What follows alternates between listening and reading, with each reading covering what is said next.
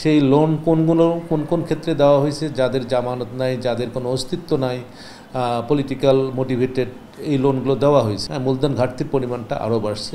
সরকারি ব্যাংকেও কিছু কিছু পলিটিক্যালি মোটিভেটেড লোন গিয়েছে। ঋণ খেলাপিটার যে তথ্যটা, এই তথ্যটা এখন বেরিয়ে আসছে, যে ক্ষতগুলো ছিল সেই ক্ষতগুলো এখন বেরিয়ে আসছে, এবং বাংলাদেশ ব্যাংক কিন্তু এটা এখন রেগুলারলি এটা ডিসক্লোজ করছে। সেটি হচ্ছে যে আমাদের বিশেষ করে যে সমস্যাটা ছিল আমানত মানে ঋণ খেলাপি, যেটা আর কি ঋণ খেলাপিটার যে তথ্যটা, এই তথ্যটা এখন বেরিয়ে আসছে। সেখানে ঋণ খেলাপির যে ডেফিনেশন IMF-এর মানে শর্ত অনুযায়ী ডেফিনেশনটা চেঞ্জ হয়েছে।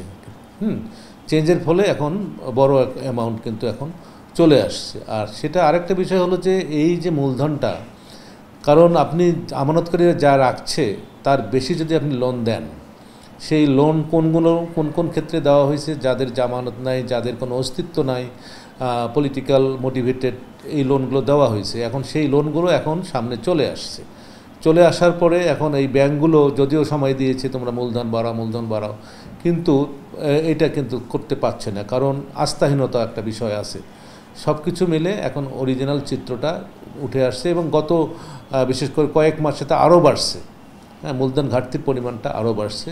এটা অন্যতম কারণ যে আগে থেকে যে লোনগুলো ছিল সেটা কোনো রিকভারি তো হচ্ছে না, প্লাস সেটার আবার ডেফিনেশন চেঞ্জ হয়ে এটা খেলাপি ঋণের ইয়েতে চলে আসছে। এই সব কারণেই কিন্তু মূলধন ঘাটতিটা এবং আরও বাড়বে।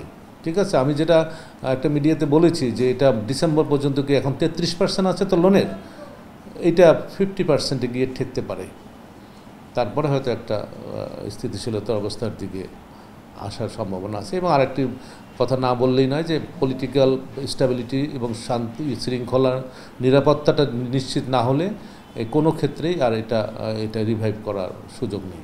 সরকারি ব্যাংকেও কিছু কিছু পলিটিক্যালি মোটিভেটেড লোন গিয়েছে আর কি। এটা যে একেবারে একই রকমই প্র্যাকটিসটা হয়েছে সরকারি ব্যাংকে। এখন সরকারি ব্যাংকে বেশি একটা সামনে আসছে না, তার কারণ সরকারি ব্যাংকের তো বাংলাদেশ ব্যাংক তাদেরকে হেল্প করছে, সে কারণে এটা আসতেছে না। কিন্তু ওই একই অবস্থা কিন্তু আপনি জনতা ব্যাংক বলেন, অগ্রণী ব্যাংক বলেন, সোনালী ব্যাংক বলেন, এগুলোতে কিন্তু খেলাপি ঋণের পরিমাণটি আছে, যদিও একটু কম।